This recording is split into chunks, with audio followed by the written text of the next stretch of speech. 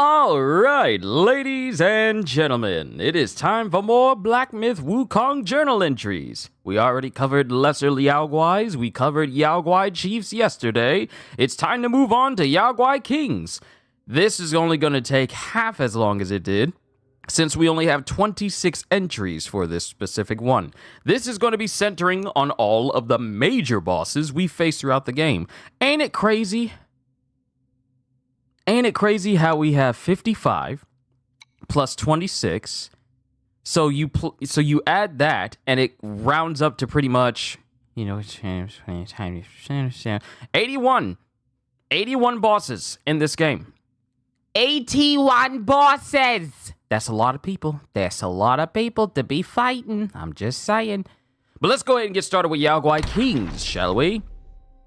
Ling Shuzi. His gray fur speaks of fierce might, with blood-stained fangs that gleam in the night. Claws like soul reapers, tail swings death's song. Feigns Buddhist ways, but his bloodlust stays strong. The Grey Wolf Gwai of the temple was once in exile from the kingdom of Shituo. When Shituo was laid to ruin, the wolves fed. The wolves fed, following the... I think it was fled. Yo! What's going on, Blaziken? Sup at work at the moment, but wanted to know how you like Deadpool. Oh, I liked it very much, to the point where I need a new Deadpool game, and I need that Wolverine game from Insomniac. I need it. I need it. Closest thing I can get is playing Deadpool and Wolverine in Marvel Ultimate Alliance 3. Getting them together. Yeah, but I need more. I need more Deadpool. I need more Wolverine. I liked it very much. Me and my dad, we liked it very much. We were laughing the whole ride home, just going back and forth. Me and my dad, and when me and my dad get started on laughing, it's very hard for us to stop. But yes, I very much liked Deadpool and Wolverine. It took me a while to see it because I was waiting on my dad to be freed up, but yeah, it was great. It was great. The next movie endeavor will be Sonic the Hedgehog 3, but we'll talk about that a little bit later. Blaziken, good to see you. Also, you too as well, Hybrid. When Shituo was laid to ruin, the wolves fled, following the Grey Wolf on a long and weary road, until they found shelter under the banner of the Black Wind King. Unlike the old Ling Shuzi, who pursued immortality and detachment, the Grey Wolf cared nothing for the ways of deities and Buddha, nor for the empty promises of eternal life. Instead, his heart was set on mastering strength and skill. He honed his craft with iron claws and fangs until he could strip the very flesh from the bones of his foes. When the old Ling Shuzi vanished, Black Bear Gwai saw fit to elevate the Grey Wolf to be the new master of the Wolf Gwais, giving him the name Ling Shuzi and tasking him with guarding the Guanyin Temple. I believe I read this during my initial playthrough, but for the sake of the purpose of this video. The Wolf Gwais who came with the new Ling Shuzi from the kingdom of Shituo also rose in power and surpassed those who had served longer in the distribution of spoils and favors. The local Wolf Gwais had little affection for the ways of the new Ling Shuzi, and after finding themselves thrust aside, bitterness took root in their hearts. In their shared sense of grievance, they found a new unity of purpose. Often they gathered in secret, comforting each other, sharing the old memories when the old master was in power, and quietly plotting against the new one. But Ling Shuzi was prepared. Under the pretense of a roll call, he gathered the local Wolf Gwais in the temple and gave the signal to his loyal guards to seize the malcontents. The temple erupted into chaos. Ling Shuzi then leapt down from the roof into the crowd, ready to devour all who dared to betray him. The Fireblade Wolf, hearing the commotion, rushed over and managed to hold Ling Shuzi off and bought the minions time to flee to safety. When Black Wind King learned of this, he was ready to unleash punishment upon the rebellious Wolf Gwais, but the Snake Gwai mediated, and peace was restored. Yet from that day forth, the local Wolf Gwais refused to tread even within the shadow of the walls of Guanyin Temple. And that's Ling Shuzi. The Red Long. Smoke rises high from wood of fire. Hit the black. Hit the black. Hit the back, let the beats respire. As in mist, thunders conspire. After the case of the old Long King of Jing River was settled, the Long Princes found themselves facing an uncertain future. Following the journey west, rewards were given based on merit, but only the Long Princes alone awaited judgment, heightening their anxiety. They sought out Yuan Shouqiang and asked him for a sign of their fortunes. The sign showed the longs lies hid, not a time for action, which became a thorn in their hearts. Among them, the most concerned were the four longs who governed the four rivers and knew well the might of those above. They took the initiative to resign, hoping to save their lives by retreating. Yet, the letters they submitted to the Celestial Court were all returned. Time flew by, and one day Yuan Shouqiang sought out the four longs. He relayed that the signs had shifted to "the long lies hid, it stirs in the deep," indicating a favorable time for action. Upon hearing this, the four longs left their underwater abode and went their separate ways to plan their next moves. The red long was quite astute, knowing that Black Bear Guai was greedy for treasures and had the protection of Guanyin. He bartered all his valuable possessions with Black Bear Guai in exchange for an ideal cave nestled in the mountains.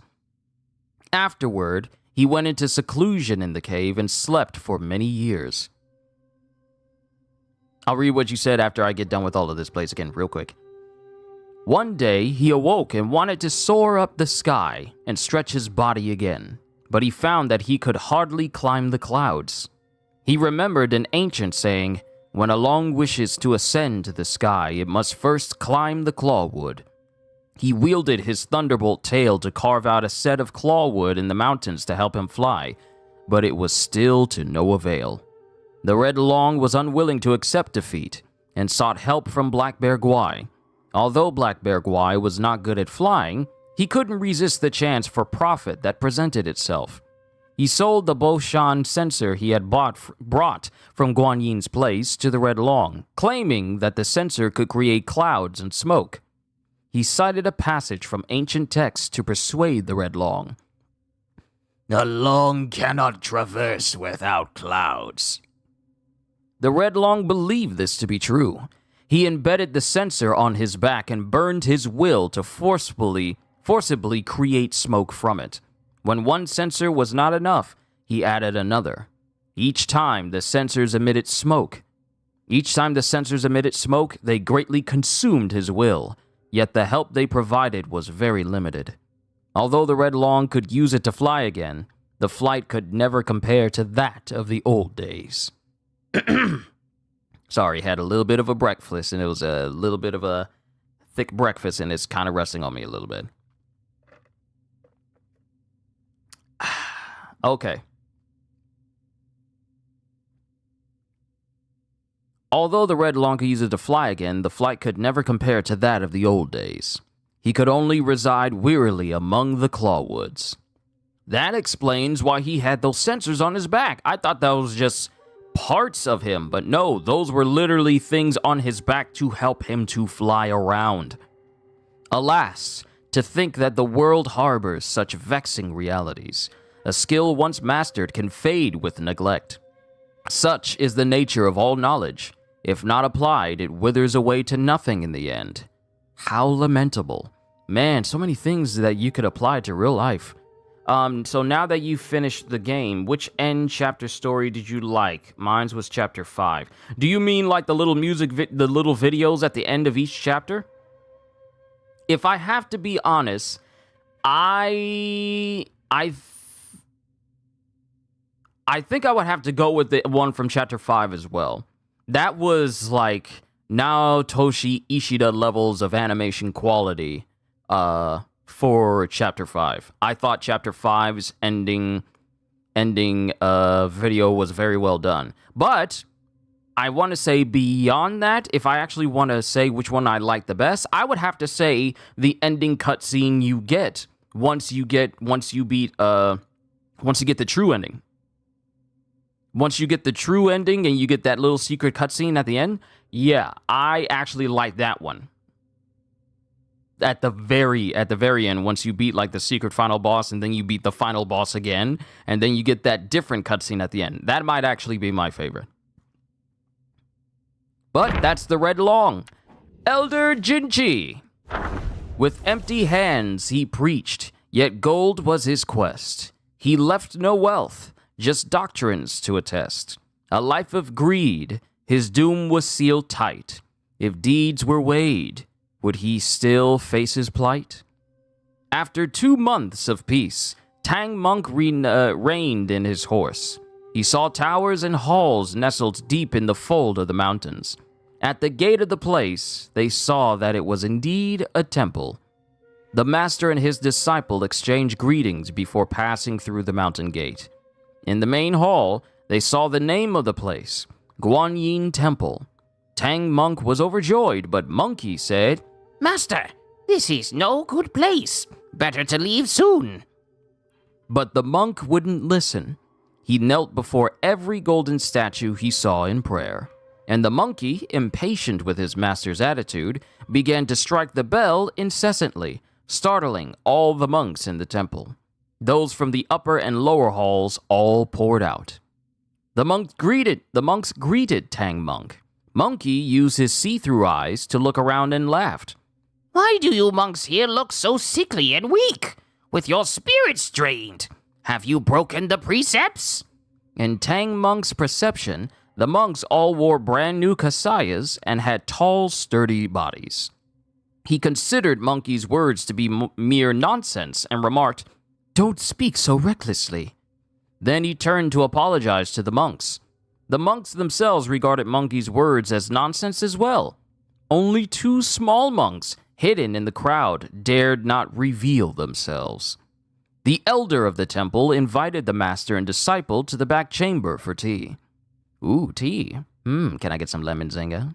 After the monks had taken their seats and the feast was laid out, the 2 small monks assisted the elderly monk inside.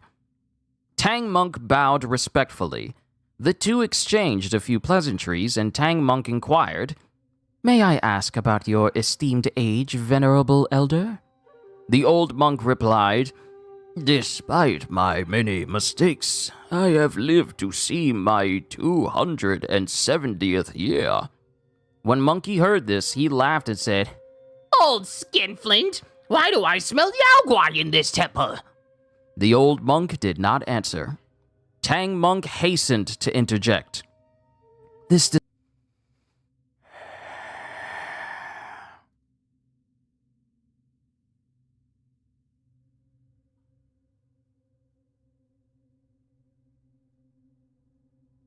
OBS connected and disconnected, sorry.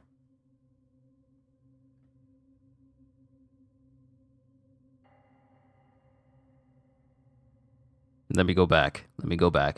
There we go. The old monk did not answer. Tang Monk hastened to interject. "This disciple of mine can be somewhat unruly at times. Please, do not take offense." A small monk was just then using an exquisite vessel to pour 3 cups of fragrant tea for them. Monkey stared at him and said, "Where are you from, little monk?" The small monk set down the tea and swiftly hid behind the old monk. Biting his finger, he said, "This one has a furry face and a strange head. He's a bit scary." Tang Monk glanced at Monkey and said, "Mind your words. Don't offend people with your brashness." He then shifted the conversation by praising the tea and the vessels. The old monk didn't seem to mind. Instead, he asked Tang Monk, "Noble sir, hailing from the Emperor's capital, might you have any treasures that you could lend me for a mere glimpse?" Tang Monk declined repeatedly, but Monkey laughed and said, "Master, isn't your kasaya itself a treasure? Why not allow him a glimpse?" Wukong with his big mouth. I'm sorry, this dude. All the monks laughed. Then they brought out 12 cases of kasayas, unfurled them, and hung them up for Tang Monk to see. But Monkey laughed and said, Very well, put them him away. Bring ours out for a look, too. Tang Monk grabbed Monkey and tried hard to stop him, but Monkey said, Do not fret, do not fret. I know what I'm doing. Without more words, he took out the kasaya for the monks to see. As the old monk gazed upon such a wonder, his spirit was touched. He walked up to Tang Monk and knelt with tears in his eyes. This humble monk is verily bereft of fortune. My eyes are dim and clouded. I cannot see it clearly. Monkey laughed again and said, And how do you intend to inspect it clearly? The old monk replied, If you would be so kind and trusting, allow me to take it to the back chamber and study it carefully overnight. I shall return it to you tomorrow morning before your departure. May I know your thoughts upon this? Don't give it to him. Don't give it to him. It's a trap. Upon hearing this, Tang Monk was startled and chided Monkey. Monkey laughed and said, What are you afraid of? Let him take a look. Let him take it for a look. If anything goes wrong, I'll handle it. I mean, I don't doubt that he would handle it, but, it's kind of Monkey's fault that it kind of went in this direction in the first place. Dude's got a big mouth. See, that's the reason why he's not invited to the cookout. He's strong, because he's going to crash it anyway, but he's formally not invited to the cookout. Black Wind King. The future's dark. Destiny's winds may shift. Each rise and fall comes in its drift. Once a guardian of the northern sea, greed turned him to a slave of misery. Since his return from Guanyin, the Black Wind King's spirit brimmed with grand plans. He vowed to restore his might in the mountains. He knew well that after years away, to win respect from the Yaoguais, strength alone would not make them bow. So he took many steps to try and earn both awe and loyalty. When he was with Guanyin, he learned the mantra of revival. Harnessing the voluntary self-sacrifice of Yaoguais, he brought back old Ling Shuzi from death. But that ungrateful old wolf left only a few words after the revival and vanished from his sight again.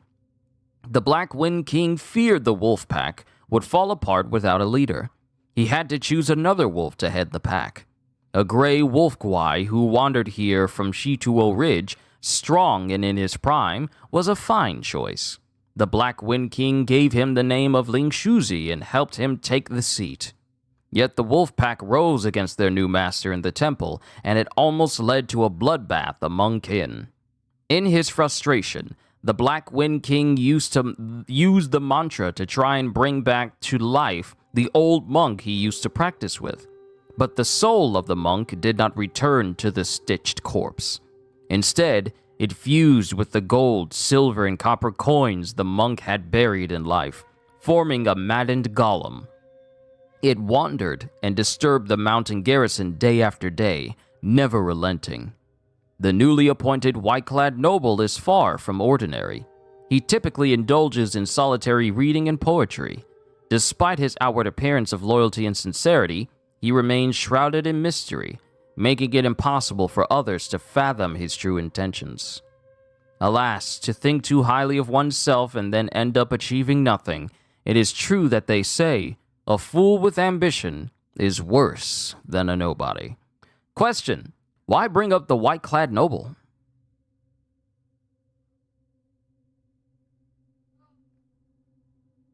Why bring up the white-clad noble? That's peculiar. Let's continue on.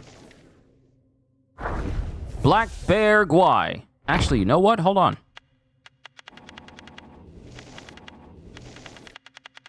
Hold on. There's something I want to check. Characters. Okay, white-clad noble. Okay, he's over there.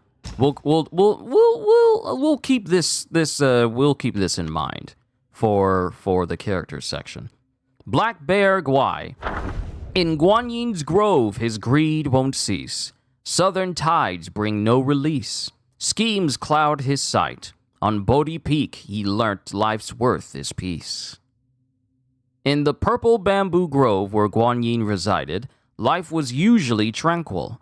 The black bear Guai spent his days eating bamboo shoots with Aster and drinking homemade bamboo leaf brew. His days had become so unremarkable, they almost faded into nothingness. One day, the Long Princess paid him a sudden visit with Red Boy, her servant. I said princess, but it was princess. The Long Princess paid him a visit with Red Boy, her servant. Flustered, the black bear hastily gathered his dishes, trying to hide the mess. The Long Princess rolled her eyes and asked, "Have you thought about the task Guan Yin mentioned to you a few days ago?" Black Bear Guai didn't answer. He simply retrieved a box out of the chest and handed it to the Long Princess. Red Boy snatched it and opened it. Inside was a transparent, honey-fried sugar sculpture of an immortal riding a lion, known as a lion immortal candy.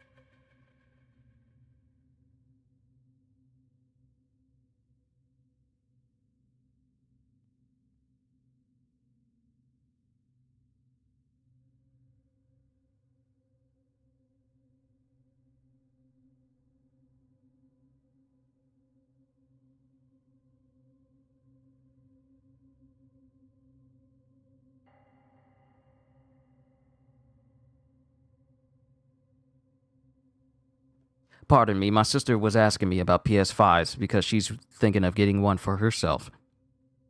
Let me get back to this.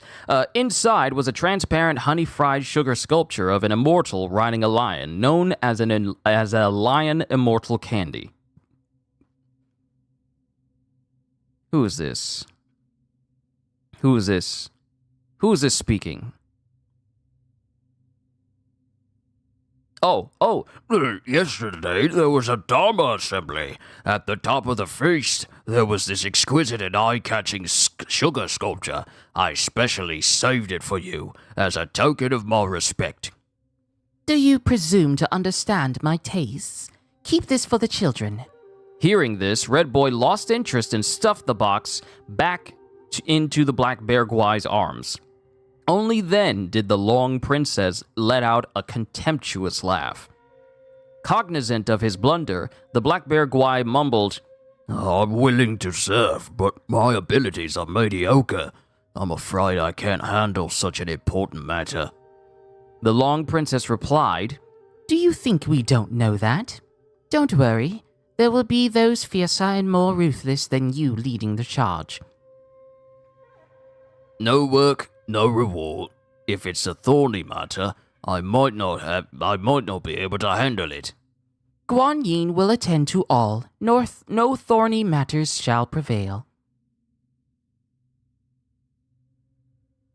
Do not try to fool me. Guan Yin instructed me to practice quietly here. Why would she intervene? The Long Princess wore a long face and said, How can you be so timid? This is a great opportunity. More people are vying for it than you could even imagine. Guan Yin chose you only because she wanted someone she could trust. Can't you see that? Black Bear Guai was speechless for a long time. The Long Princess had run out of patience. So little ambition. Forget it. I'll let Guan Yin know. Dear princess, honorable princess, that's not what I meant. I'll go. Only when she saw the eager look in Black Bear Guai's eyes did the princess roll her eyes again. Leaving Red Boy behind, she drifted away. Seeing her leave, Red Boy hastily asked Black Bear Guai, What exactly is this task? I want to leave. Why don't you tell Guan Yin and take me with you? It's a matter of great importance, but as you had just heard, Guan Yin didn't want you to go. Don't pester me anymore. I don't want to lose this opportunity for your sake. A few days later. Wow, this is long. Black Bear Guai had finished his preparations. Wielding a black tasseled spear, he was about to set off. Red Boy, who had been waiting outside the bamboo grove for days, hurriedly caught up with him and once again insisted on accompanying him. Dude can't take a hint, can he? Contrary to his usual manner, Black Bear Guai tried to persuade him. Red Boy, Guan Yin has instructed that you must stay here. Even your father has been pressed into service this time. Surely you can see how perilous it is. This is no laughing matter. He touched the encaging band around his head and sighed. To risk one's life just to remove a headband, it's not worth it. With that, he transformed his body into a black wind and swiftly vanished, paying no heed to Red Boy's desperate shouts. Afterward, Red Boy waited for him outside the bamboo grove for a long time, but he never saw him return. Later, when Red Boy recalled, he realized that it was the last time he ever saw Black Bear Guai in Guan Yin's place. Tiger Vanguard. We've now entered Chapter 2. Majestic and grand with a fierce display. Striped coat, eyes like lightning's ray. In the blood pool its wrath does rise. With a bronze head and iron tail it terrifies. The tale began centuries past, when the journeyers crossed Yellow Wind Ridge. In those days, the old Tiger Vanguard lost his life seizing the Tang monk. He left behind 2 sons who, once orphaned, had to fend for themselves. The mountain groves lay in ruins. The Tiger brothers led the remaining lesser Guais in a bitter struggle for survival. Fortunately, their father had taught them enough to make a living. As the sandstorms ebbed, Rock Guai slowly restored the groves to their former state. The elder Tiger, following his late father's ways, governed the Yaoguais in the mountain. Each knew their place and dared not prowl forth to prey on the living. Later, mortals drawn by the lush peaks and clear springs built a village amid the slopes. The elder Tiger gained renown as a deity in the mountain with the principle, devour the evil and shield the good. The villagers built a crouching tiger hidden dragon temple for the... I couldn't even say that with a straight face. The villagers built a crouching tiger temple for the brothers, offering rich tributes that made their lives even more blissful. Yet long had the younger brother nursed a grievance. His elder brother reaped all the glory in people's words on the tigers in the mountain. He believed his brother earned this merely by dint of a few more years of life. Nah, that's just raw riz right there. After Century turned, and Yellow Wind Sage returned to Yellow Wind Ridge with a host of Yaoguais. Another century turned, and Yellow Wind Sage... Where did I get the after from? Another century turned, and Yellow Wind Sage returned to Yellow Wind Ridge with a host of Yaoguais. The younger tiger declared that it was the sage's negligence that had doomed their father. He clamored to slay the sage in vengeance, urging his brother to drive off the rats. Deeming this just, the elder agreed. But in that fight, the sage unleashed a vessel like a bodhisattva's severed head, with its sharp gale sharp as an edge. In a single clash, The younger tiger fell grievously injured. For the life of his little brother, the elder tiger had at once cast down his arms and knelt in surrender. The sage held no grudge after learning the brother's origin. He even bestowed upon the surrender the title of Vanguard. I wanted to make sure I read that right. When the younger tiger woke and learned his brother now served as the Vanguard, he seethed in disbelief. The brothers quarreled bitterly until the younger stormed off, severing all ties with the only family he had left. In the Tiger Vanguard's eyes, that yellow-furred rat had twice destroyed his family and left them broken and scattered. He hated him for that, but he was no fool. As long as the rat had protection from the higher ones, what more could a tiger do beyond venting his rage by devouring a few lesser rats each day? Stone Vanguard. Stone forms the mountain's bones, firm and true. Earth's essence prized for all it can imbue. Its back bears towering rocks reaching the sky, lofty in stature and majestic in height. Ever since the Yellow-Wind Sage bestowed the Buddha-headed Stone-Gwai's essence upon the two mountain deities, they consumed it and gained human hearts and forms. The union of the two resulted in the birth of a stone child. Thus, the Yaoguais referred to them as Father of Stones, the Mother of Stones, and Son of Stones. Later, the Father of Stones left the mountain for some reason, and the Son of Stones went in search of him, leaving the mother alone. The Mother of Stones was never fond of violence. When the Yellow-Wind Sage gave her the essence, he entrusted her with the task of diligently taking care of the mountain's inhabitants. She took this responsibility seriously and worked hard. When the journeyers passed through Yellow-Wind Ridge, the Yellow-Wind King captured Tang Monk, forcing Sun Wukong to seek Bodhisattva Lingji's help to capture him and take him back to Mount Lingshan. Years passed, and upon the return of the sage, the ridge was populated with many stone gwais. Among them was a particularly strong and robust stone gwai, which he learned was created by the Mother of Stone with all her might to guard the cave. One day, the Yellow-Wind Sage personally came to visit Mother of Stone, only to be blocked by the stone gwai.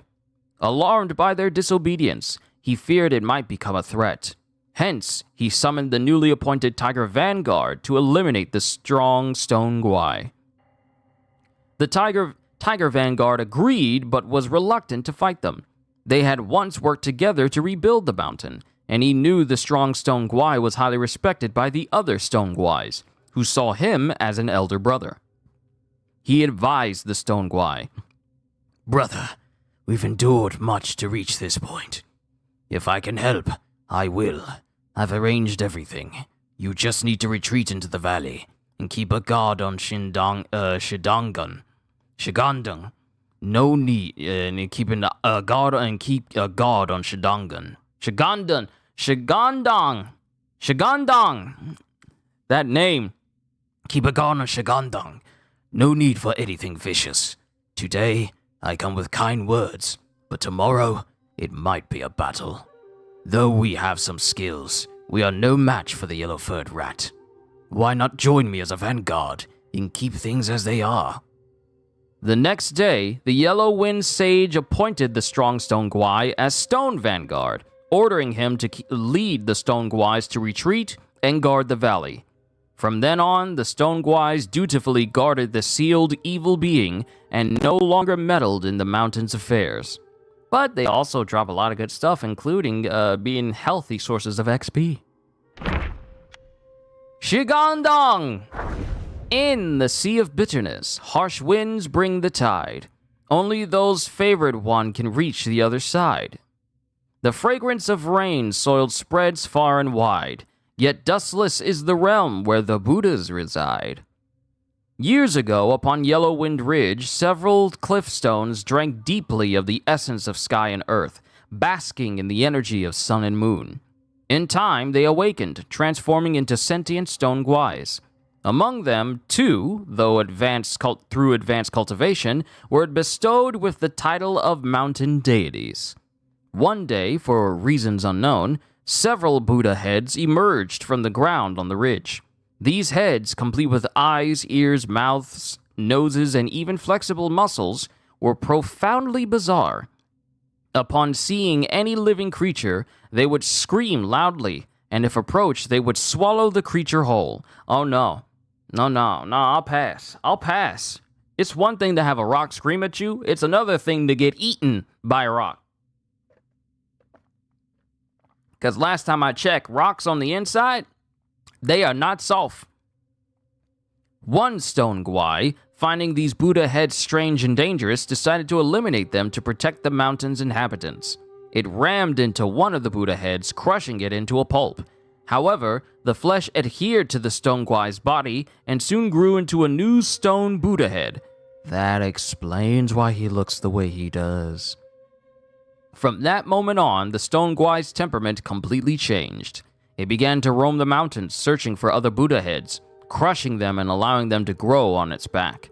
As the number of Buddha heads on its body increased, so did its size. It no longer took nourishment from the universe, but instead fed on the mountain's living creatures to cultivate. The other stone Yaoguais could not defeat it. A single punch from it would shatter them into pieces, destroying their souls. You realize how hard you need to hit someone to not only destroy their body, but their soul at the same time? That is some Beerus level nonsense. When the yellow-furred rat and his followers left the Kingdom of Flowing Sands and passed through Yellow Wind Ridge, they encountered the mountain deities, leading several stone Yaoguais to drive the infested stone Yaoguai away. The yellow-furred rat seemed to understand the nature of these Buddha heads well. A strong sense of righteousness led him and his followers into battle. I think I know why my internet went out real quickly when I was reading. Because I'm just now realizing that my Ethernet cable to make sure that this stream is smooth is not even in the laptop. But it's not a problem right now, so I ain't going to worry about it. In a great victory, the yellow-furred rat not only destroyed the infested stone Yaoguai, but also eradicated all the flesh Buddha heads in the mountain. He extracted the essence from the Yaoguai and divided it between the two brave mountain deities. He also gouged out the eyeballs from the Buddha heads and placed them in the valley as a seal. The mountain's inhabitants greatly admired the Yellow Wind Yaoguai. Seeing that he could summon the wind, they named him the Yellow Wind Sage and revered him as their king, settling with him in Yellow Wind Ridge. Black Long. With iron whiskers and devouring lips, twin hammers held in fierce embrace. Lightning sparks powerful force, and thunder's roar he holds his place. Long had the fishermen beside the river G spoke of a black Long, dwelling far beneath the waters in the 9 depths. Upon its neck rested a pearl of wisdom, said to grant great enlightenment to any who held it. Now you know what Lingji Bodhisattva has done, poor Rock? Yeah, Shadows. That's sad. It was just a normal stone Yaoguai. And then, when these Buddha heads were out there just eating people, it decided, you know what, to protect these people, I'm just going to crush these things. And its head started to form on its back, and it started to change this Yaoguai that was overseeing the mountains. And it started to change him with the more Buddha heads that it kept obtaining. And as it kept obtaining more Buddha heads, it kept getting driven to find more, becoming pretty much the mindless beast we fight in the game once we find all of those Buddha eyes. But yeah, man, learning so much today. Upon its neck rested a pearl of wisdom said to grant great enlightenment to any who held it, a prize beyond the worth of gold. Many had braved the depths to find this fabled gem, yet few had been fortunate enough to return. With bitter tears they told of the perils below, of returning with nothing to show for their trials, and worse, of facing the wrath of the fearsome Long Prince. Armed with twin hammers that summoned forth the fury of thunder, the prince could smite those before him, leaving nothing but dust. Yep, that sounds about right. Long ages passed, yet still there were those who sought the pearl. Among the people, it was whispered that when the River G burst its banks, and the waters rose in wrathful flood, it was surely the doing of the Long Prince, his wrath roused by the trespasses of those who sought his treasure. In hopes of appeasing him, they built a grand and splendid temple, where they offered worship and tribute to the Lord of the watery depths. Then came a day when a young man arrived, clad in a midnight hue, with a necklace of moon-pale stones around his neck. He named himself a master thief with skills beyond compare. Though all cautioned him against earning the Long Prince's wrath, he paid no heed. With a single swift dive, he set his course for the Long's palace. See, I'm gonna go ahead and stop you right there. If you're trying to... See, when we human beings, we move through air and walk, when we're walking on the ground and the only resistance we have is literally just the air, and if there's no air, then we move fine. That is completely different from water resistance. You gotta have a lot of trust in yourself to willingly dive into water, where human bodies are not meant to have, like, total resistance against, and you willingly go in there, and it's the domain of a whole dragon that has killed countless people trying to go down in there in the first place. You gotta be brave. I'm just saying. To his surprise, he found the place strangely silent and empty, with no sign of the soldiers he had expected. A heavy sense of desolation hung in the air. The desolation of Smaug? Puzzled, he went to seek the sea treasury and saw a sturdy, tawny-skinned man sitting amid piles of chests, his brow furrowed in worry. At the sound of his approach, that man, who turned out to be the Long Prince, stirred, dug a string of pearls from a chest, and tossed them to the ground. The pearl of wisdom you seek is not mine to give, he said in a weary voice. Take these if you must, and go. Surprised, the young man asked, The people on shore spoke of your fierce temper, of how you strike men with your thunder or flood entire lands of the smallest slight. The Long Prince shook his head. The flesh of mortals holds no savor for me. Think you that I am some petty Yaoguai to wreak havoc at my own whim?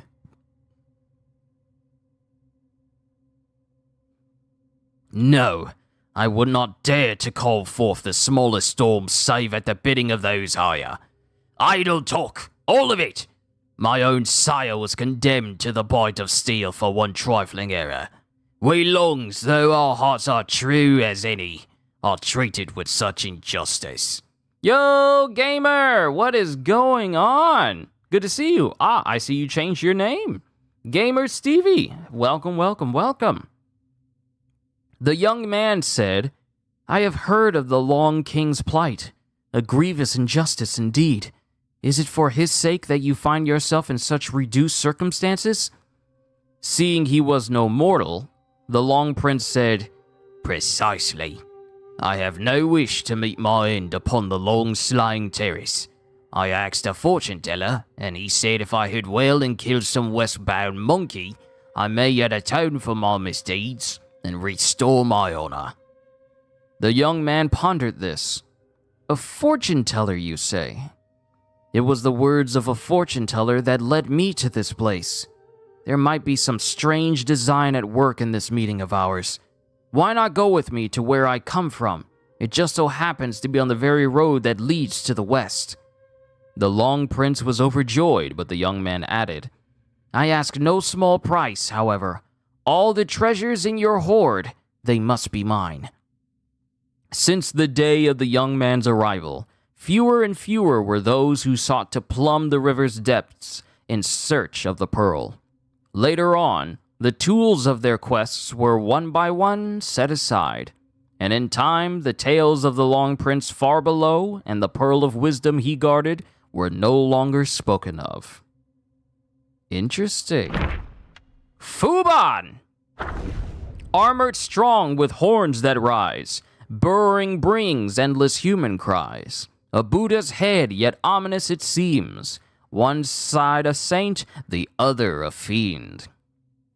The kingdom of flowing sands, abundant with gold, marked the sun's daily demise. Marked the sun's daily demise. The sun, truest of fires, plunged into the western seas, and the waters boiled and hissed at its touch. Oh wait, they're just referring to a sunset. Each dusk, as the evening bell tolled, the king sent men to the ramparts, where they beat upon a great drum and sound clarion calls, thus neutralizing the noise of the seas, which would otherwise be sharp enough to ravage babies in their cradles.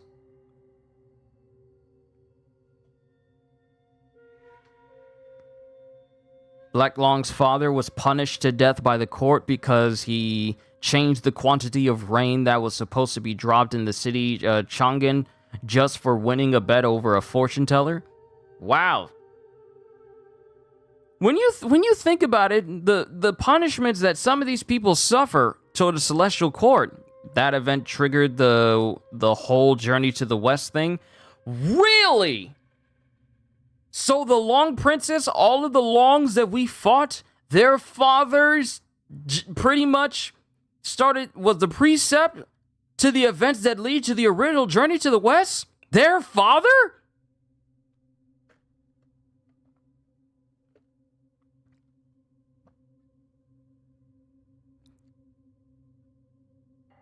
Wow.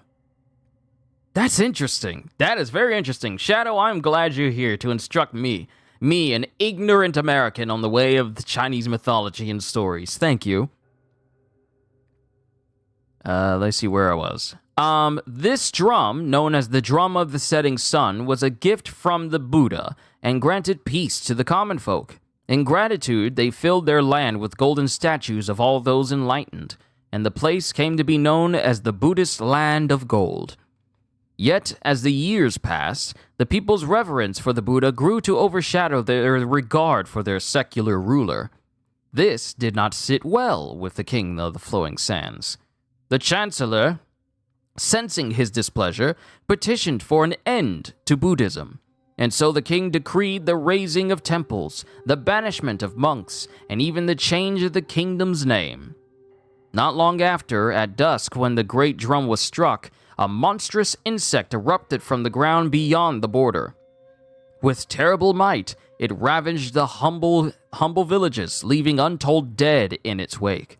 From then on, the sound of the drum unfailingly drew that Yaoguai from its den to wreak new ruin. The people declared this to be karmic retribution.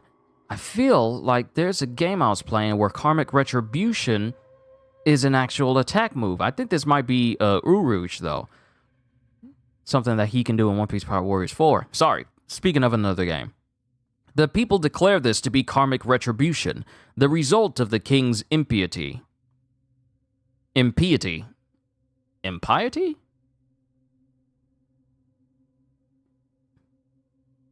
Words. I'm learning new words today. The chastened king halted his suppression of the Buddha's faith and sent armies to slay the creature. Yet what hope had mortal men to prevail against a foe so mighty and dreadful? After a bitter struggle, they could only manage to frighten it back to its lair. Fortunately, there was an enlightened monk, yellow of hair and garb, passing through the land. This righteous soul could not bear to witness woe and injustice, and aided the armies in slaying the wicked insect. In gratitude, the king honored him with the title of Royal Sage, and the monk resided in the kingdom for several years. In time, the Royal Sage took his leave and resumed his wanderings. Word came that a bodhisattva, well pleased by his more worthy deed, had taken him as a disciple. He then founded his temple in Yellow Wind Ridge. See how the world favors virtue? As the king often remarked. And onwards to the last boss for Chapter 2. Yellow Wind Sage. Endless yellow winds, sands stretch afar. In the land once abundant, no homes there are. Half Guai, half immortal, who can decide? Thief or sage, why would he mind? Firelight flickered over a table laden with food and drink. The second prince of flowing sands, sitting on the table, gnawed on what might have been half a haunch with relish. The king of flowing sands sat behind his son obediently. As someone who typically delighted in pointing out the missteps of others, he remained oddly silent during the feast. Even the tiger vanguard was on his best behavior. Watching the dimwit across from him gorging on the haunch, the tiger seemed to have no appetite. The yellow-wind sage sat in the place of honor, one hand caressing the object resting on the table, the head of a bodhisattva with eyes closed in silence. Dude just casually has a head at the dinner table. Pa, I need more. The sudden shout from the second prince sent all hearts hammering. His paw, the king of flowing sands, glowered, and hissed, "Shut it!" Then he scrambled to his knees and pleaded for forgiveness. A trifle is all. The yellow-wind sage rested his hands upon the top of Lingji and then stood. Ah, boy. This Lingji dude. None of them are cool. The yellow-wind sage rested his hand atop the head of Lingji, then stood. With my master's most prized vessel in my grasp, I can surely absorb that thing.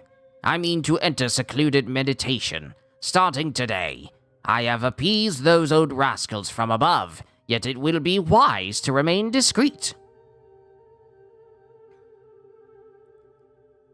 If you're seeking seclusion, master, fawned the king of flowing sands, my people and I would be honored to camp outside the cave and stand guard beside you. Beside me? The sage gazed at his master's head and rejected his offer immediately. No, you will move to the ridge. I will be setting the yellow wind formation. Let no one disturb me. If there's urgent news, master, how shall we bear it to you? The king cried out. The yellow wind pointed at the tiger vanguard.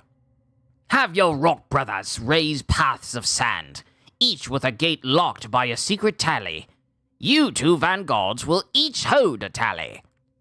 Before Tiger Vanguard knelt to thank the sage for this weighty charge, the king interjected anxiously. But, master, we reds have never got along with those kids. If they hold a... The yellow-wind sage didn't want to listen at all. He picked up the Buddha head and interrupted.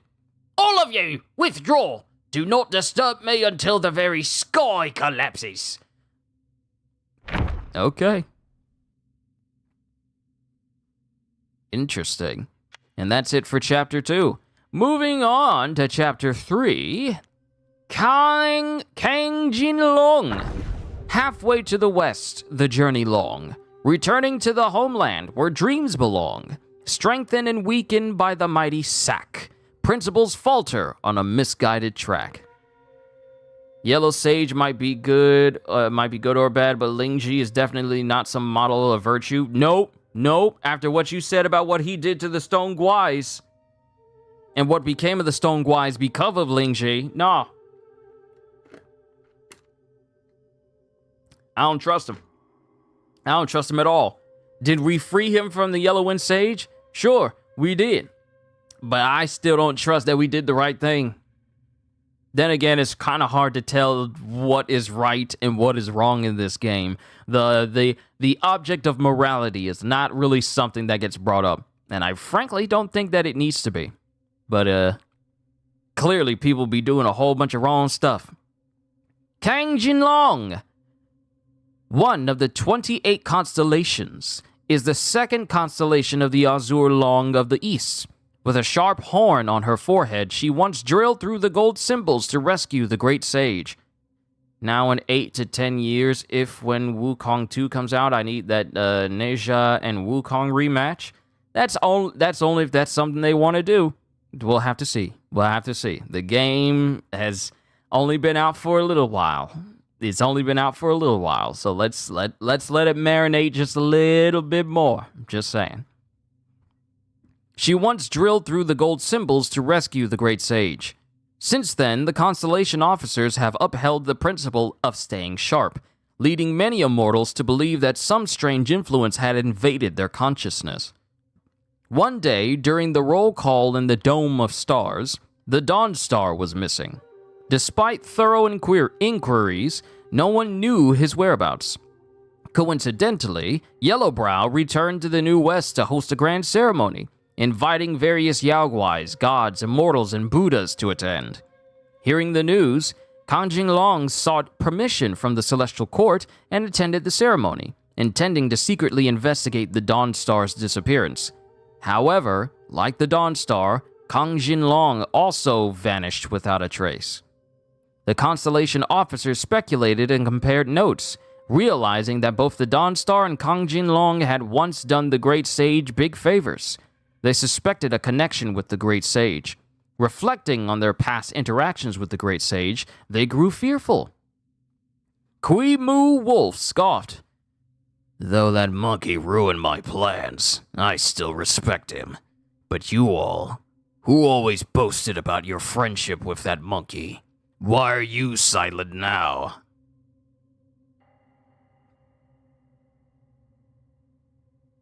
And that's Kang Jinglong. Now, Kang Jin Star. Long Maiden, Kang Jin Fair, White Horns by Emerald Sea. Ambition beyond mortal care, grace unmatched, wild and free. Black and white intertwined, old friends hard to find. Under wind's blade and frost cold blow, she dances still in swirling snow. Despite Kang Jinglong's long wait, no Constellation officer defended to her aid. Yellowbrow laughed. You young lady, your high opinion of yourself is precisely why you ended up like this. An utter loser. Kang Jinglong replied, As long as I haven't begged for mercy, winning or losing is irrelevant. Not antagonized, Yellowbrow said calmly, You wouldn't take such a risk just for that lookout cockerel. You must be curious about that monkey. Kang Jinglong remained silent. I do have something of that monkey's, right here in this sack. With that, he untied a sack from his waist. Kang Jinglong recognized it as a sack that had once captured them and scoffed.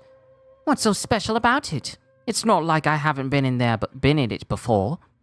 Well, if you really want to know about him, you'll have to see for yourself. With that, Kang Jinglong was sucked into the sack. As she entered the sack, she seemed to see a 10-tailed goldfish swimming towards her. Not long after, when Yellowbrow released her, the Constellation officer had become dazed and bewildered. Seeing this, Yellowbrow laughed heartily. Well, is he still the hero you remember? Kang Jinglong asked, Is he, along with all the gods and Buddhas in the celestial realm, all like this? Yellowbrow neither confirmed nor denied it. After a while, Kang Jinglong suddenly knelt on the ground and uttered, Please, master, accept me as your disciple. A literal constellation kneeling to Yellowbrow of all people. That's crazy. That's crazy. Captain Wise Voice. Oh, this won't take long to read. The voice enlightens all. For pride and wisdom, For pride and wisdom, you lost your debate. In ecstasy beyond measure, your true self is complete. The waves of Dharma flooding, engulfing, and overwhelming. Your mindfulness is lost in the world of evil. You question the sky, the earth, and Buddha. One wrong step and every step thereafter repeats. Here, the winner loses, the losers win. The risen falls, the fallen rises. You know how to save the world lost in evil's heartbeat. May your body serve this land since the teachings of golden form shrouds all beings in their deceit. Cyan Long! Oh, we're getting closer. With a sharp sword, Long's light it is called. Fishing alone in the bitterness, nothing caught. The hidden Long waits to soar the sky. And fallen to the dust, its fame will fly. The boundless bitter lake. The Buddha's ferry saves only the willing. Without the willingness, nothing can be done. The Cyan Long, fishing alone on Turtle General's back, is one such case. When the Cyan Long arrived in the New West seeking refuge, he briefly encountered Yellowbrow. Disliking Yellowbrow's teachings on the path to bliss, which he deemed utter nonsense, dude's an OG for that, he knew better than to offend him if he wished to stay in his domain. Thus, he claimed his intention to fish in the Bitter Lake. If he could catch a living thing, it would signify his bond with utter bliss, granting him the right to remain in the blessed land undisturbed. Yellowbrow knew this was merely a stalling tactic, but found the idea amusing and agreed to it, with one condition. Once the fishing rod was cast, it could not be moved, so as the fisher. If he moves, it would prove that the Cyan Long had ulterior motives and was deceitful, and he would be immediately captured and sent to the dungeon. That explains why he wasn't moving! He was tricked into that position by Yellowbrow! Okay. The Cyan Long readily agreed and kept his word. He transformed his long, light sword into a hookless fishing rod, sat on the turtle's back, and did not move again. Every day, the lesser Guais would come to the turtle's back to check on him, expecting that he would not last long in the cold and hunger. But each time they came, they only saw the snow accumulating thicker and thicker on his body until it completely covered him. The Guais could not understand why he would endure such hardship when a simple bow or a bit of minor contribution to Yellowbrow could earn him a comfortable life, because the dude didn't want to serve Yellowbrow. There truly are people in this world who would rather endure 1,000 hardships than abandon their lofty aspirations. They carry a world of their own in their hearts, unmoved by their circumstances. Case in point, people who are living above their means on YouTube or social media. I got all these nice cars. I got 15 cars in front of my mansion. Turns out all of them are rented just for the video. And some people are committing fraud to live this lavish lifestyle just so they can look good on the internet. Good lord, these ending notes for these just apply to real life so well. The fat joker himself. With his feet all out, we don't want to see that. Yellowbrow! Indulging in desires, I am carefree. No fears, no sorrows, just pure glee. In land of bliss, at the 8 precepts, I laugh with delight. Inherent nature blooms, a tower of light. In the west, on the peak of Mount Lingshan, 2 men sat facing each other. Clouds billowed and the air crackled with tension. The young monk looked up at the sky, then pressed his palms together and bowed to another monk with brows yellow. Our master are all here, brother. Are you ready? The yellow-browed monk smiled and returned the bow. I have been ready for some time. The Ulambana Assembly, I'm just going to call it Ulambana. The Ulambana Assembly, held once every 500 years, had come to the stage of debate for graduating disciples. An assembly held every 5 centuries? The young monk raised a hand, signaling his brother to ask the first question. Tell me, brother, said the yellow-brow monk, what is the meaning of life?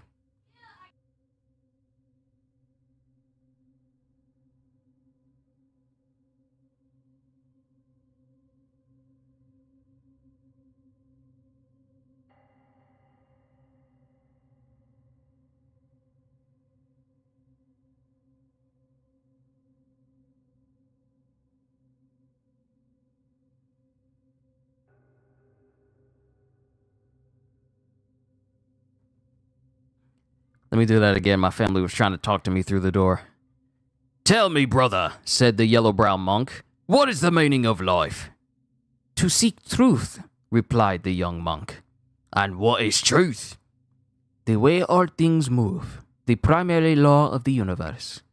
The yellow-brow monk said nothing but brought out a flower, its petals, first drooping, gradually unfurled in glorious bloom. Gazing at the flower, he said, observe it. By following its nature, it undergoes such wondrous changes. He then gently sniffed the flower and said, Every flower that blooms releases a unique fragrance. This is the essence of its life, bursting forth for its own propagation. He let go, and the flower drifted away. To feel such a moment to the fullest, that is bliss. The young monk shook his head. A moment's pleasure leads to an eternity of pain. One would be trapped in the cycle, never at peace. There's a remark I could use towards a moment's pleasure can lead to an eternity of pain, but, you know, this ain't the place for it. I'm gonna say it anyway. Dudes going out there trying to find as many women as they can for just for a moment's pleasure that can lead to an eternity of pain. Next thing you know, somebody's some baby daddy, and then the baby daddy goes out to get milk and you don't see him for 12 years. Yeah, I said it. I said it. The yellow-brown monk said, On my recent journey down the mountain, I saw parents who, driven by hunger, exchanged their children for food. I saw dissolute sons of... Sorry, that word got me for a quick second. I saw dissolute sons of wealthy families who, consumed by lust, brought ruin to the moral order. The young monk frowned, looking at his senior brother. The yellow-brown monk continued, I saw learned scholars who, craving glory, suppressed the dissents. I saw great generals who, thirsting for gain, massacred entire clans. The young monk remained unshaken. He said evenly, Brother, do you not see? Those parents who traded their child for a meal will regret it all their lives. Those dissolute sons, living without restraint, died in an instant with their joy. The scholars who suppressed dissent, once they fell from power, were reviled by all. The generals who loved slaughter, they could never rest easy, undone by their own sins. The yellow-brown retorted, Nonsense! The young monk was slightly taken aback. Nonsense? Their struggle, their joy, their determination, and their pleasure. Their endless cycle of sorrow and ecstasy never ceased and never sated, said the yellow-brown monk. And this is the very source of the boundless vitality across the three realms. How then could it not be the true meaning of all life? And those who set themselves up as false idols, given time, their pretensions are always unmasked. They become a joke in nursery rhymes and a laughing stock in the pages of history. Brother, why do you praise the suffering of karmic cycles? As you spurn the truth of liberation and enlightenment? The yellow-brown monk said, Brother, without joy and sorrow, what is there to enlighten? The young monk said, Where lies enlightenment? It is but suffering, plain and clear. The yellow-brown monk bellowed, In pain one finds revel, and in revel, pain. Without both, there is no redemption. Quite the conversation. Violet Spider! Once she rode the cloud chariot to the high terrace. Now she dwells in a secluded cave by the mountain base. The breeze by the frail bridge chills her delicate frame. Spring arrives, another bridal gown newly made. Blah, blah, blah, blah, blah, blah. I hate to say we need more games that hide real-life lesson lore stories like this. Oh, we get them. It's just that you're probably not going to get it from America, because America seems to think that everything that comes out of its mouth is profound. And it isn't. Especially if the people who are saying these statements also dwell on Twitter as well. Some of the dumbest people in the world dwell on that site. And live and die by that site. It's unfortunate. But leave it to other countries to do it, because they do it in a way that makes sense and doesn't seem like it's trying to beat it over your head about, you gotta get these life lessons in, get it in your head. But you know, that's just me talking. Pay it no mind.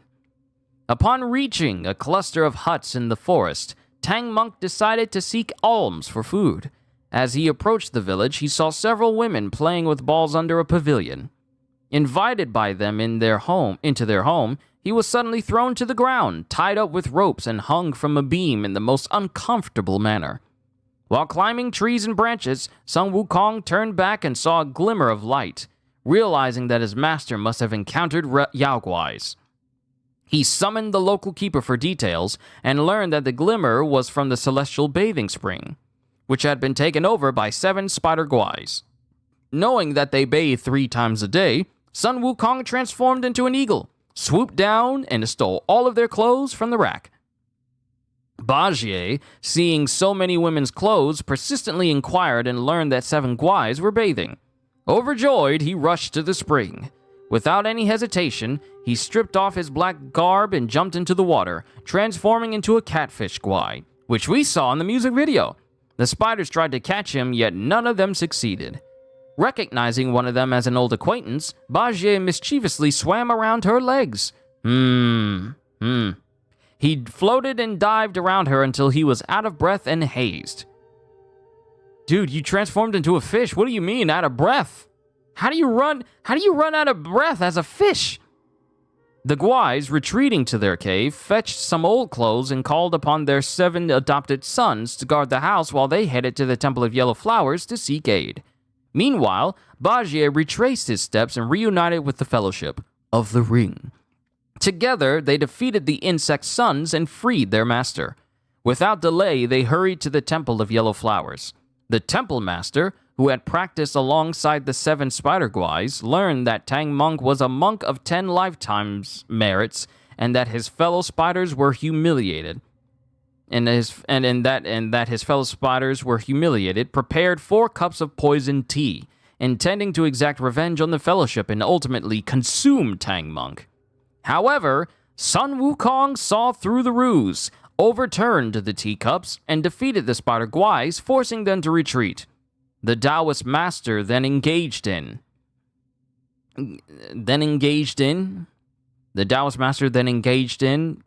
Wukong to, I'll just read it as is, prompting Wukong to order Bajie to eliminate the 7 spider guais in his stead. Following his command, Bajie wielded his rake and struck down each of the spiders, sparing only the last one. Remembering their brief affair in the water, he hesitated and, with a final thrust of his rake into the ground, told her to flee for her life. Now we know why this one is so attached to Bajie during the game. Yellow Long, and by far one of the most difficult bosses to contend with in the game. In robes concealed along lies, trapped within the currents of life's ties, soaring high, golden lining arise, fate's trials from which none can hide. The plan he had was simple. Since the old man could foresee destiny, he would surely sidestep misfortune. By staying with him, he believed he could elude all danger. After his brothers each fled to distant realms, he transformed into a long pattern on Yuan Shoucheng's robe. For the next 100 years, he followed the old man across the vast lands. People live for a long time in this world. Just casually living to several hundred years, just casually. He followed the old man across the vast lands, watching him decipher omens and foretell futures.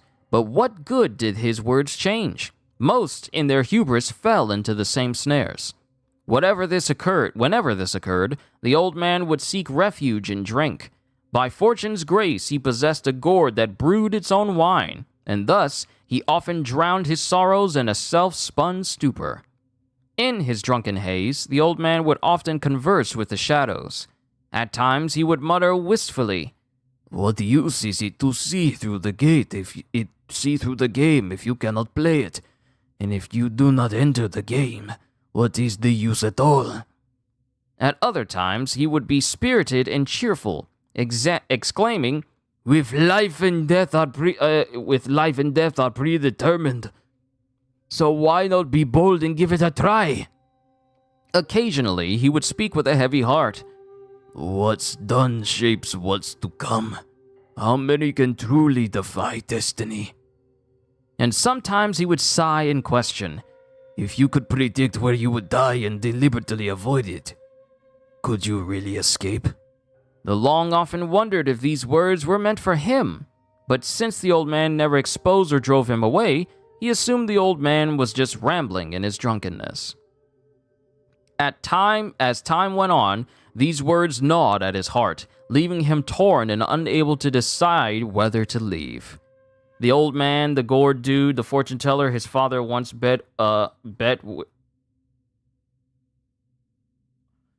Yo! Oh my goodness! Wait, okay. So, the father of the four long princes, after taking part in a bet over a fortune teller, Yuan Shaocheng. Hold on, let me see his name again. Yuan Shaocheng's.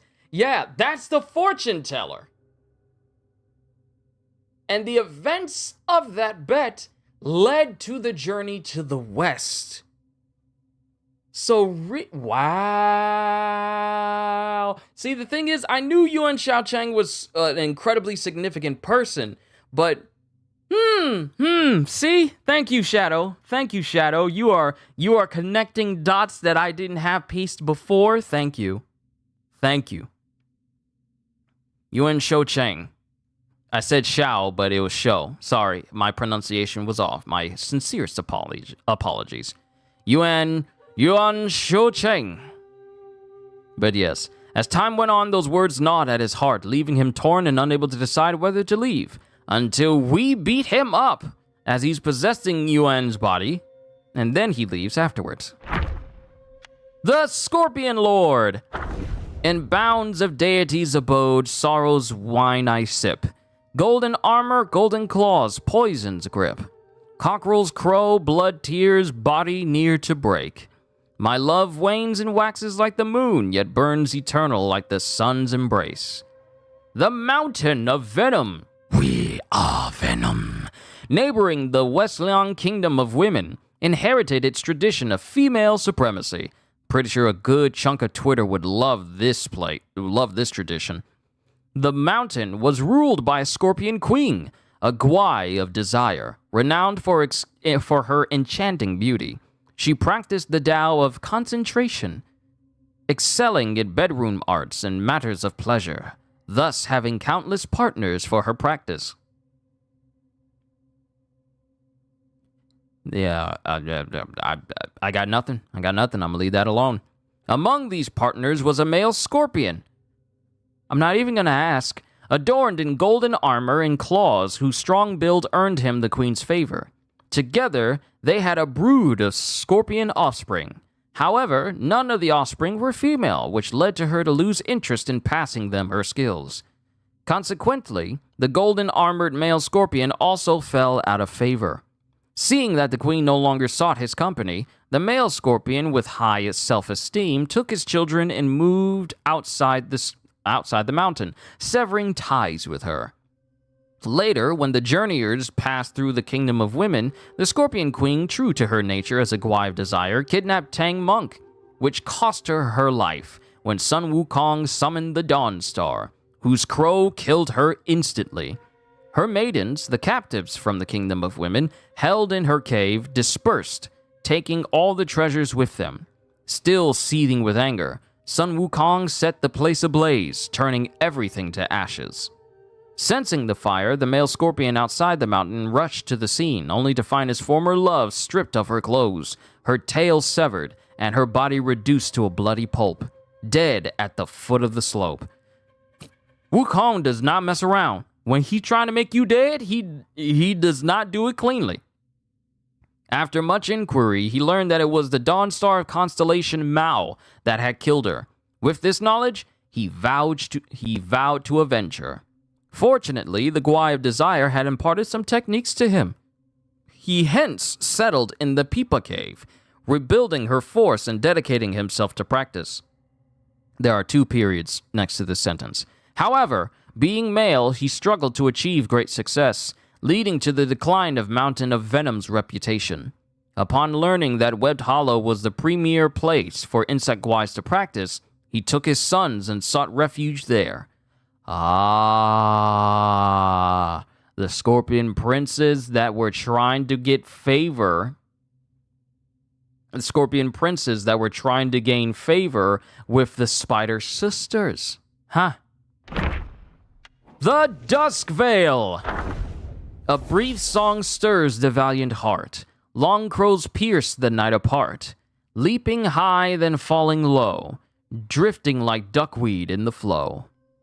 He lay on the ground, still unsure of how he had been defeated.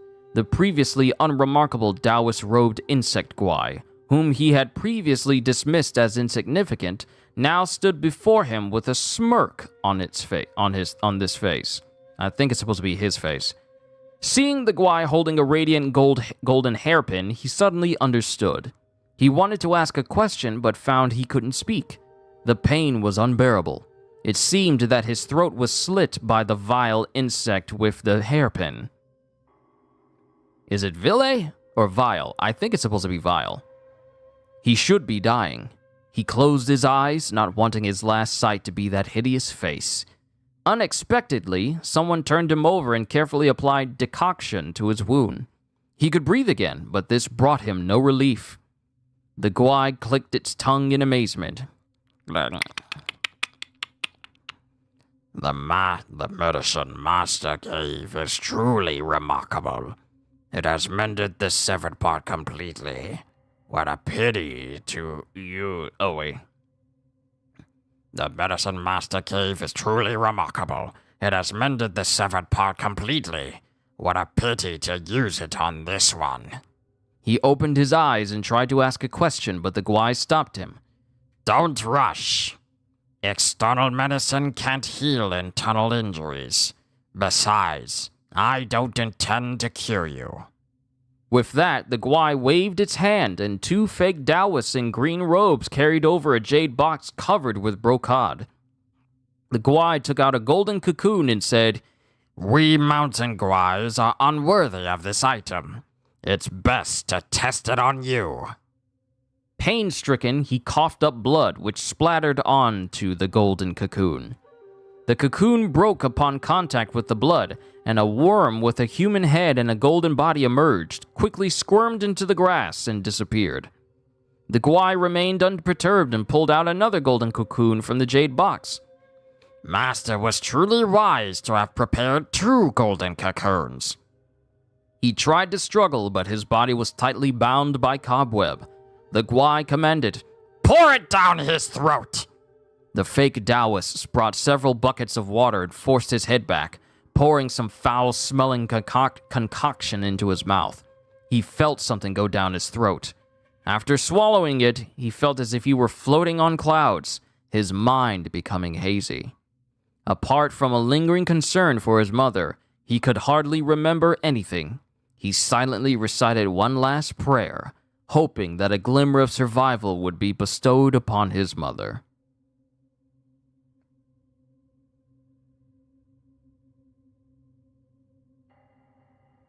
Dude got corrupted by an armor worm experiment just because he helped Wukong.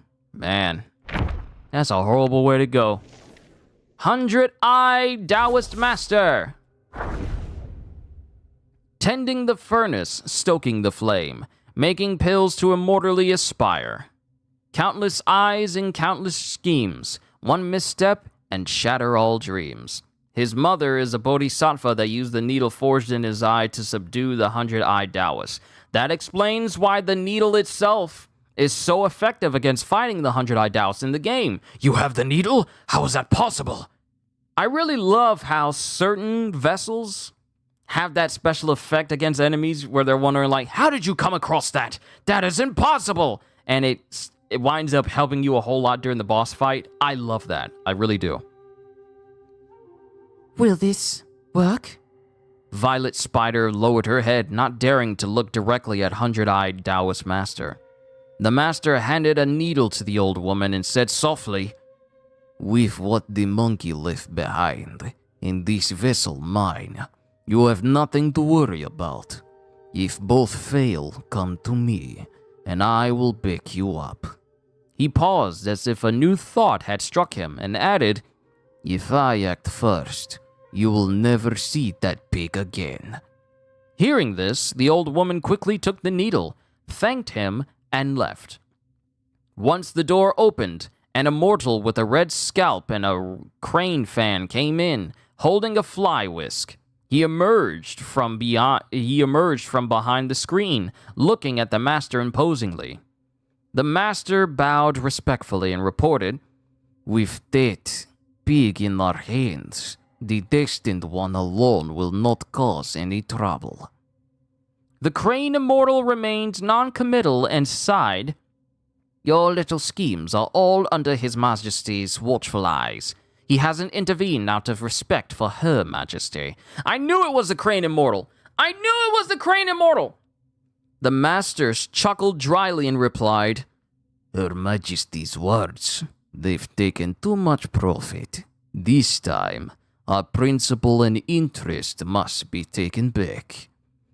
The crane immortal flicked his fly whisk as if shooing away flies and said leisurely, "Once it's done, you leave, but they still have to stay."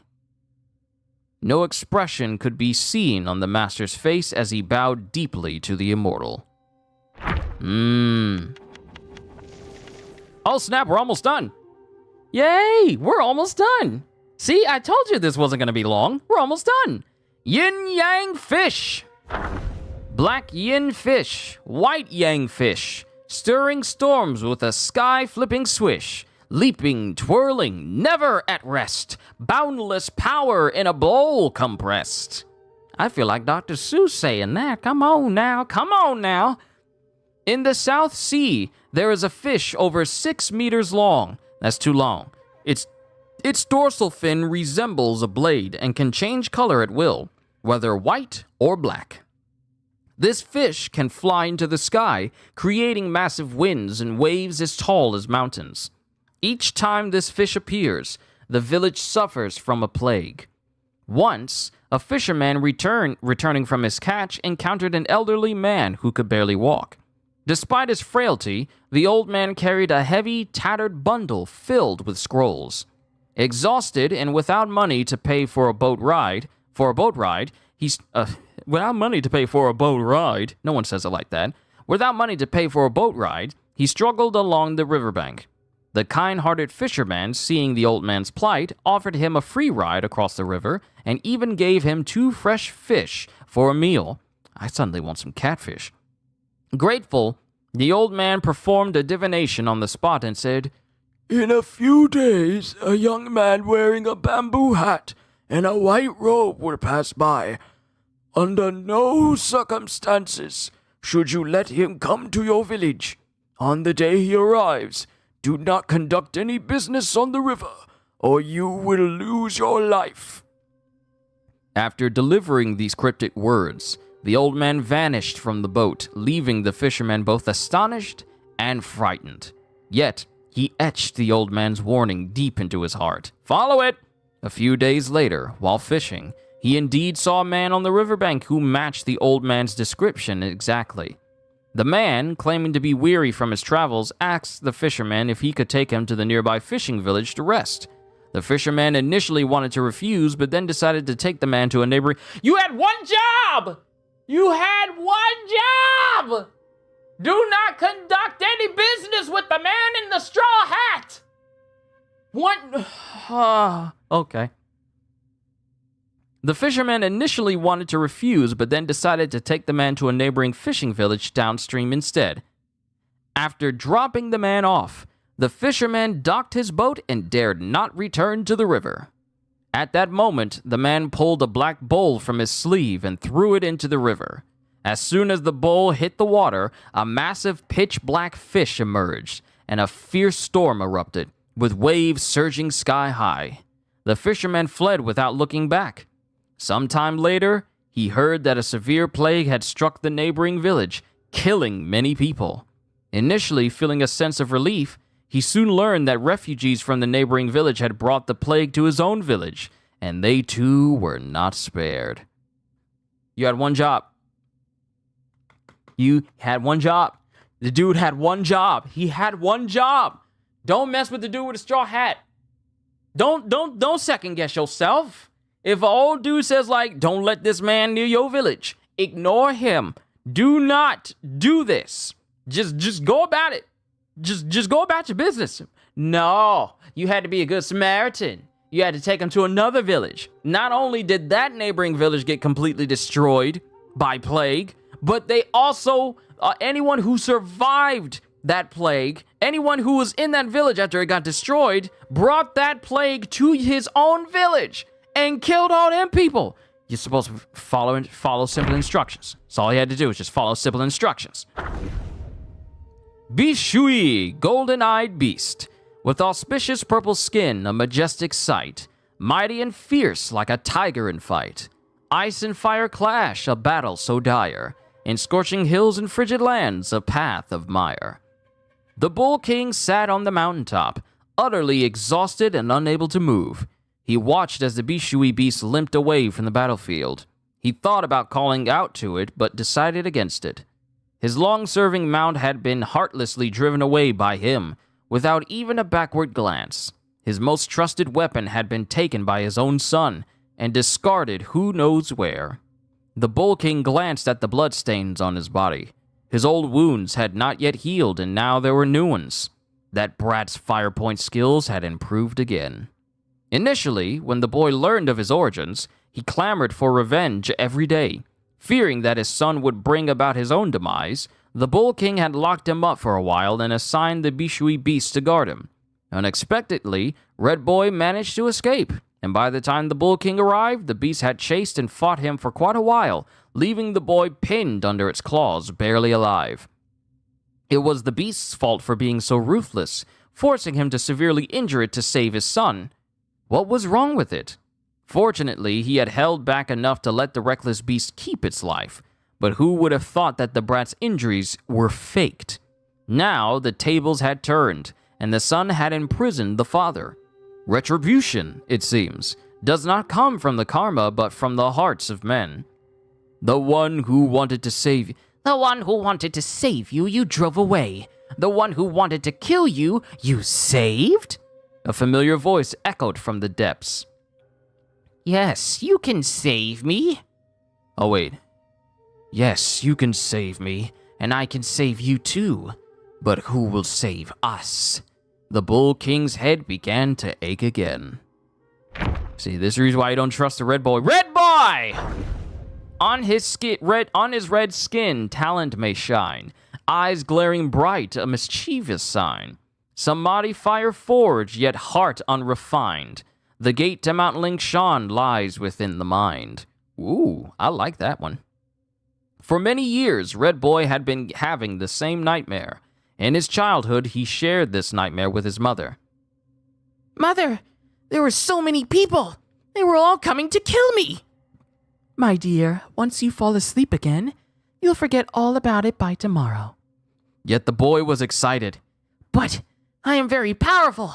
I defeated monks as tall as mountains, strange birds, and fire-breathing statues. I am not afraid of them at all. Oh, how brave you are, my dear. He continued. I dreamt that I grew up into an adult, with long horns on my head and long spikes on my hands. I could kill a bunch of bad people at once. But there were too many of them. I couldn't kill them all. Later, some strange people I had never seen before came. They hung quietly in the sky, not coming down, just silently watching me from above. His mother pulled him into her arms. If that day ever comes, your father and I will go to the sky with you and kill them all. Will we die? Mom is silent. I dreamt that they killed me, and I turned into a red lotus flower. And Mother, you picked this lotus flower, and I became your child again. Then she's still silent. He continued to chatter. Mother, if I die, would you be willing to give birth to me again? Don't you ever say this again. 'Cause, Mama loves her son. Yaksha King, one of the sickest boss designs in the entire game, may I add. Fangs bared, eyes like twin lanterns bright. In battles clash, he finds delight. Agile and brave with skills so fine, yet lost and wandering, his fates decline. The raging flames had reached the Golden Hall, and the sounds of battle outside were deafening, though they were muffled within. The king, gravely wounded, sat amidst the wreckage, holding a recently deceased young boy in his arms. A figure stood behind the curtain, sighing.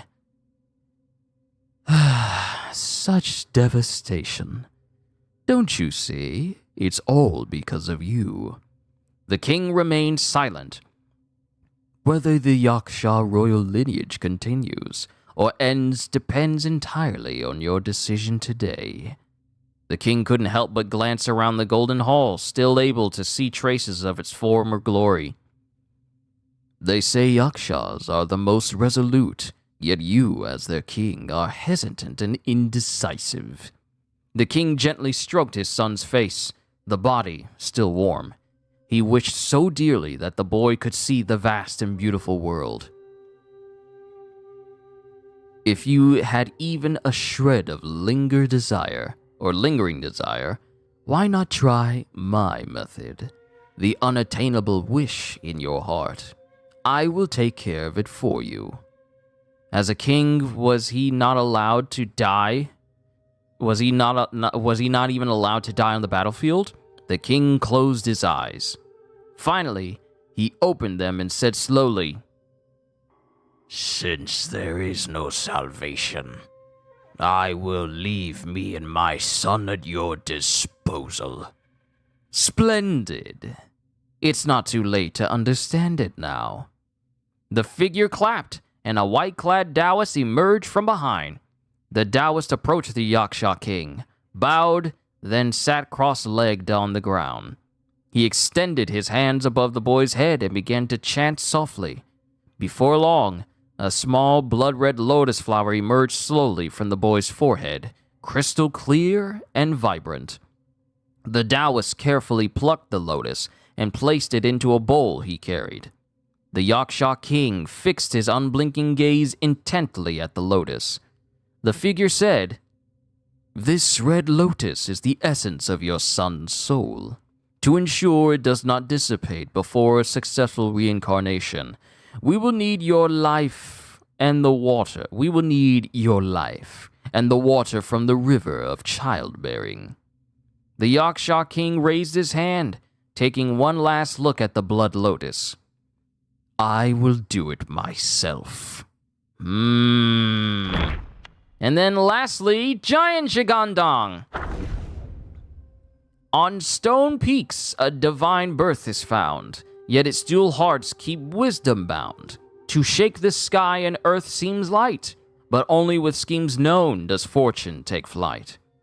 In Mount Huaguo, after the birth of the sage stone monkey, the remaining celestial stone continued to absorb the essence of the sun and moon for 1,000 years. Through self-cultivation, it eventually transformed into a Yaoguai as large as a mountain. This is no exaggeration, this thing is huge. This celestial stone originally possessed boundless divine power. However, not long after its transformation, someone planted a fleshy Buddha head on it. Since the emergence of this fleshy Buddha head, it had constantly absorbed the will from the celestial stone's body. The celestial stone's spirit grew weary and had to burrow into the ground, absorbing the pure essence of the earth to replenish itself. Over time, it drained the surrounding mountains of their will, causing flowers to wither, leaves to fall, and all living beings to perish. Meanwhile, the fleshy Buddha head, nourished by the celestial stone, almost became the master of the stone body.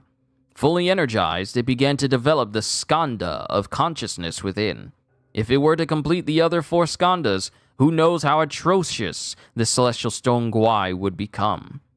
Alas, this celestial stone, nurtured by the universe, ended up serving as a mere vessel for the parasitic fleshy Buddha head. Perhaps this is what people often refer to as fate and destiny. And there you have it, ladies and gentlemen, all of the Yaoguai kings of Black Myth Wukong. Next, we have all the major characters that showed up in Black Myth Wukong. And we'll handle that another day. That more than likely, that'll probably be tomorrow. But that's all I have for you today. That's all I wanted to do. Just read you the journal entries of the Yaoguai kings.